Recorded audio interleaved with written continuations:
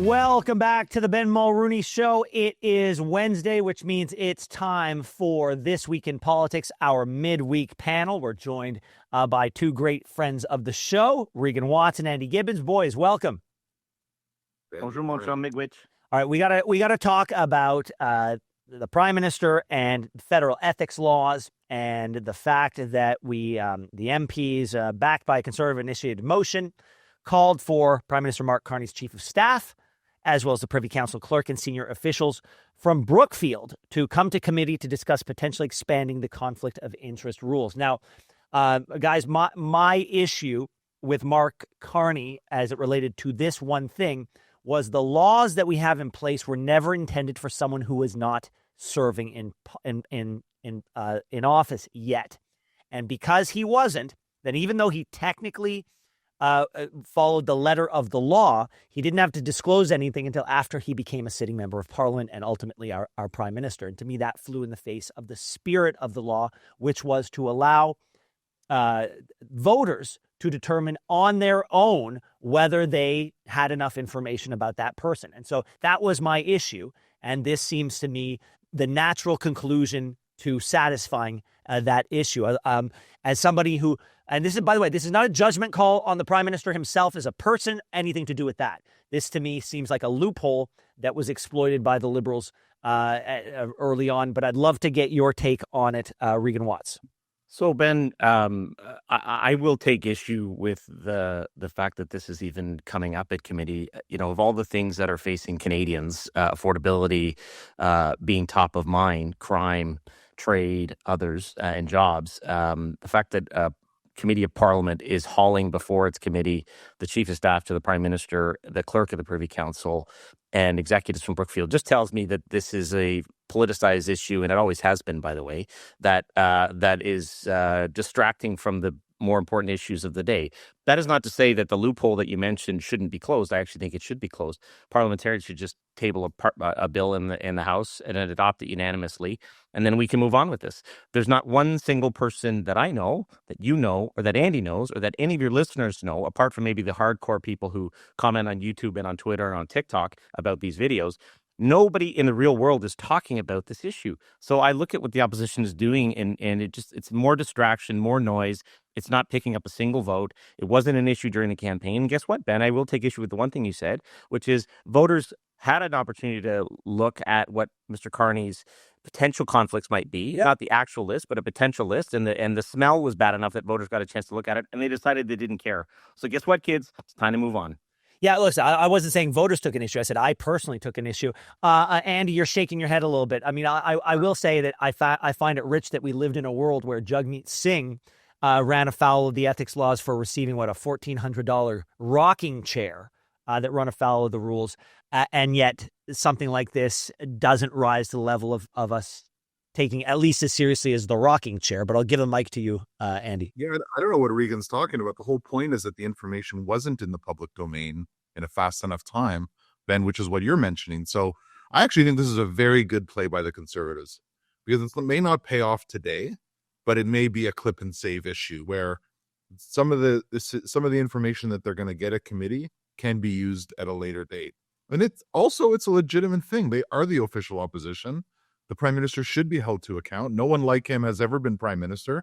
Now, there's a flip side to this, which is it may remind Canadians that he is a man of accomplishment and wealth and prestige, and there's a lot of things that people like about that. But at the same time, it's a legitimate process question. It's a legitimate ethics question. And it's a bit of a muckrake. I admit it. It's a bit of a muckrake today, but this hasn't been fully aired out. And if you remember during the campaign and when he first became Prime Minister, he had 3 passports. Mark Carney has 3 passports. No one has asked him one question about the state of those passports. He said he was going to give them up. And if you remember, Ben, Andrew Scheer was hounded over the fact that he had an American passport. That never got scrutiny. And also the Brookfield assets never got scrutiny. So I think it's legitimate. And I think they should proceed. I do. And I think it's a good political move as well. So I think it's appropriate and proper. Well, regardless of whether we think it's proper or useful or getting any votes, it's going to be really, it's going to be clickbait and clipbait on social media. I know I'll be watching every single one of those clips. Could be a nothing burger. It might be not. It might be a nothing burger. And look, here's the yeah, right now. yeah. Listen, we'll have to wait and see on that. One thing we don't have to, or at least David Eby doesn't have to wait and see on, is his assessment of the Liberals' changes to bail reform. He says it doesn't go far enough. Interesting to hear that from an NDP leader. We'll start with you this time, Andy. What does it say when an NDP leader in out west takes issue and says this doesn't go far enough to solve our issues on crime? Well, it says a lot about the changing political dynamic in British Columbia and what Premier Eby has to account for, but also, we've talked about this on the show before. Who's managing the domestic front for Liberals on issues like crime and these other files? I just do not understand why they have not passed a piece of legislation that has the support of the premiers that have been begging for this for a decade, begging for it. The opposition has a bill on it. These cases in Kelowna around Bailey McCourt being beaten in broad daylight hours after her husband was released. This is no brainer politically. It's no brainer morally. I don't understand why the Liberals stall and are unsure and can't shake the shackles off the Trudeau decade of crime policy. I just actually do not understand. This should not be headlines for them. Forget the personal, obvious stuff here, but I don't get it, Ben. I haven't gotten it since the Carney government was elected. It's a unanimous issue across Canada, and I don't get it. They need to move on this. So Regan, I think we all agreed last week and the week before that this is a step in the right direction. And if there is one thing I have learned about our prime minister is he is a man of method, and he is measured. And so this could be part of his MO, that rather than do it all at once, he'd rather do it right, take that first step correctly, and then move on to the next and move on to the next. And perhaps the next step we see is an overhaul of the Youth Criminal Justice Act. But he's not somebody who's going to do it all on day one, and he's going to make sure there's ducks in a row. So I'm willing to give him the benefit of the doubt on that. However, I will say, look, we saw the potential of what a bill could look like in the Conservatives' bill that they put forth that got voted down. That, to me, was the home run swing. And this one feels like a single or possibly a double. And why they wouldn't go a little farther in their first kick at the can wasn't beneficial to them politically. As we just said, there are votes there in criminal justice, in bail reform, in crime and safety. Like the votes are there if they want to go get them, but they're choosing not to. Well, Ben, I think so. I agree with much of what you've just said, and I agree with much of what Andy said. I think the MP's name who tabled the bill that you reference is a gentleman by the name of Frank Caputo, and most of your listeners will have never heard of him, and that's pretty normal for a member of Parliament. But his bill, just for everybody's benefit, proposes to make intimate partner violence when murder's involved a first-degree murder. There's nobody in the country with a reasonable moral fiber who can disagree with that. I think the political challenge here, and this is to step back for a second, Prime Minister Carney followed the long national nightmare known as Justin Trudeau. Sean Fraser, who is the Justice Minister, is one of the most useless people in Ottawa and has been for some time, and he's the Justice Minister. And so it should surprise nobody that a Justice Minister who can barely walk and chew gum at the same time, but has a heck of a PR machine in the Ottawa Press Gallery, tabled a bill that was not sufficient. I do note his comments in the Globe and Mail, I think it was today, that talked about how they are in discussions with BC and the family. Because the criminal courts are involved, we have to be, a Justice Minister should be thoughtful in how he or she... Regan, let's stick a pin in that. We'll be back with your thoughts on that, as well as the midweek political play of the week. Don't go anywhere. Welcome back to the Ben Mulroney Show, and welcome back to Regan and Andy. Thanks so much. Regan, if you want to finish up your thoughts on bail reform, the floor is yours. I just think Sean Fraser's useless, and nobody should be surprised that the bill didn't go as far as the family would want. I think they'll eventually get there. The Prime Minister is in the process of dismantling the Trudeau legacy on environment, on the economy, and crime and criminal justice will be part of that, and I look forward to the change. All right, let's move on to something that is becoming quite a bit of a tradition around here, the midweek political play of the week. It's time for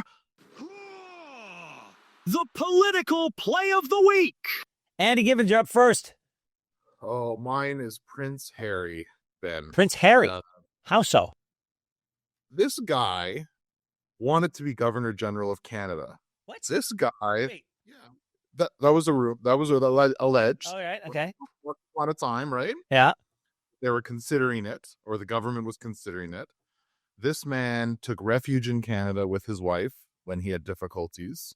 He met his wife in Canada, and they dated in Canada and fell in love in Canada, in Toronto, and he is in Dodgers Stadium wearing an LA Dodgers ball cap. And I just think it's so ridiculous, because I think Canada might be one of the places on earth where there is still residual like for him and Meghan Markle. So I just think it's a total misplay. I don't know if you've seen the photos yet, Ben. I have not. I only heard this morning that they were at the game. Yeah, he's there with an LA Dodgers hat. His dad is King of Canada. And so I just was really surprised given. So wait, Andy, are you saying it was a missed opportunity? Well, don't wear. I mean, the choice is Jays or nothing. I think if you're Prince Harry and his PR team, but Toronto is legitimately a special place for them. This is where they met and fell in love and all of that stuff. What are you doing in LA Dodgers hat when your dad is the King of Canada? This is the moment of Canadian pride. Well, you know, but listen, if we're going to ask that question, you got to broaden it out and say, what are you doing living in California when your dad's the King of Canada? So if we're going to go down that rabbit hole, we're never coming out. And something tells me that as a Brit, you either like, if you're a Brit and you like cricket, then there's no way you like baseball. So I don't even know if he understands baseball, because as much as he understands baseball, that's how much I understand cricket. At least that's my supposition. Regan, you're up.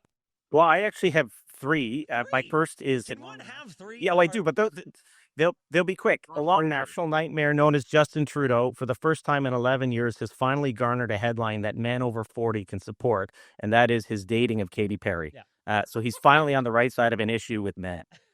That's my first one. My second one, the country of Argentina.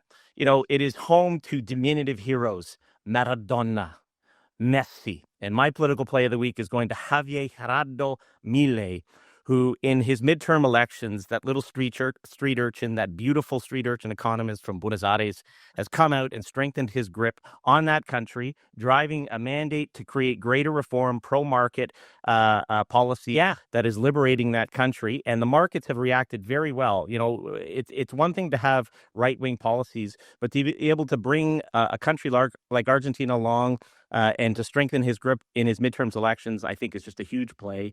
And when you say strengthen, I mean, the numbers are absurd, how the gains that he made. It's unheard of. So. Yeah. It's unheard of. So, and you know, he is a force of nature, and his roots are in Calabria. His family are from Calabria in Italy, and it shouldn't surprise anybody that he is using the Calabrian strength to drive through reform in that country. And then my last political play of the week is for Mulroney, and that is your brother Mark, Ben, tonight, who is being honored by the Friends of Simon Wiesenthal for his support and advocacy and allyship for the Jewish community. And some think your brother Mark would be a great prime minister. I happen to be one of them, but I do think that is a political play worth noting. We will all be there in attendance tonight, and I'm sure I'm sure that when they looked at the schedule, they said, "Thank God." Wait, is there a game tonight? There is a game tonight. There is a game tonight. Yeah. Oh, so what are we gonna do? I'm gonna have my phone out on the table. I don't care. Sorry, not sorry. Yeah, but very proud of my brother indeed. He's got a lot of space in his heart, and his ability to do all the work that he does on behalf of not just his job and his family, of which he has many kids and a wonderful wife, but all the extra stuff he does for all the other organizations across this city and indeed the country. And I said, potentially the prime minister. I did not say mayor of Toronto. And I think, Ben, with the polling this week and Olivia Chow and John Tory being vulnerable, there's a path for you to come in and fix this city. It's time, Ben. Mulroney4to.ca. I'd encourage your listeners and viewers to go and sign up. Here's the guy who's going to fix the potholes, fix the bike lane, and get this city moving again. So I just want you to imagine a scenario, if you will. I'm a Mulroney as mayor of Toronto, a Mulroney as premier of Ontario, and a Mulroney at 24 Sussex. If that's not a sign of the apocalypse for a certain type of person, I don't know what is. But I will say, Ben, the first time the Jays won a World Series, we had a Mulroney at 24 Sussex Drive, And if we need a Mulroney at 24 to win a championship, I think it's okay. All right. Well, we're just gonna move on from that one. But listen, if my brother ran, he'd have my vote. That's for sure. Okay. Let's move on to what do you make of the fact that in Alberta, as they're gearing up for potentially a grassroots referendum on separation, the other side of that equation, the pro-Canada side, came prepared, came correct with just about twice as many signatures as they were required to have to say, no, we want this province to now and forever be part of Canada. Andy, we'll start with you because you're there. Yeah, I think this one surprised me, actually, because the gentleman who pioneered it is a man named Thomas Lukaszak, and I think he's kind of a fool, to be honest. He's just been a hater of Premier Carney, a hater of Premier Smith. He just has no. I just find he has no grace and charity for them and the work that they've done. And he's supposed to be a conservative, so I just think he transitioned into a crank and a bit of a cartoon, to be honest. Mm-hmm. But I think on this one, this one tells me that he's onto something. He's finally the blind squirrel has found an acorn, and I'm worried about Premier Smith on this one because she has to manage these separatists, and she has to manage that issue that she has that no one else in Canada has except for Quebec. But Ben, what I'm worried about is if you're Premier Smith, you have to be able to stand up every day and defend Canada unequivocally. Yeah. Full stop. If not, you give oxygen to Naheed Nenshi, who's been at a zero since he became NDP leader. You give oxygen to Thomas Lukaszak, and I'm just worried about that because the nuance of we need to respect democracy and that's all important, but it limits her ability to defend this great country every day, which, by the way, she's working so hard. Yeah, Andy, and then we'll bring Regan into this. I don't understand how it would limit her ability to defend the country when she's essentially been given a contract that says she's got this many people in her province who are willing to put their name down and say, I stand for Canada. Wouldn't that make her job easier, Regan? Well, I think so I agree with Andy. Lukaszak is a clown and should be ignored. But the outcome of his petition or whatever it was just underlies the fact that Premier Smith, in her handling of the separatism discussion, is doing so wisely. Ben, your father had to handle very similar issues in his caucus, and you need to give people internal to the party, and in this case, the separatist movement, some air to grieve, because that just helps take some air out of the ball, pardon the pun.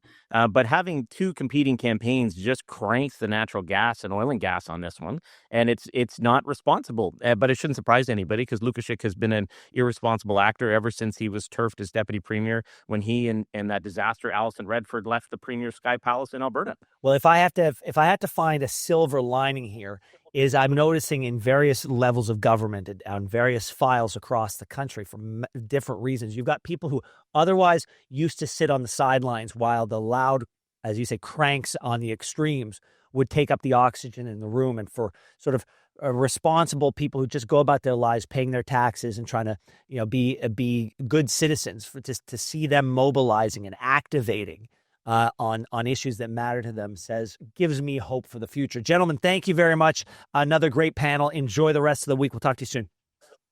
Go Blue Jays. Thanks so much for watching the show. Now, if you enjoyed what you saw, hit that subscribe button so you never miss another episode of The Ben Mulroney Show.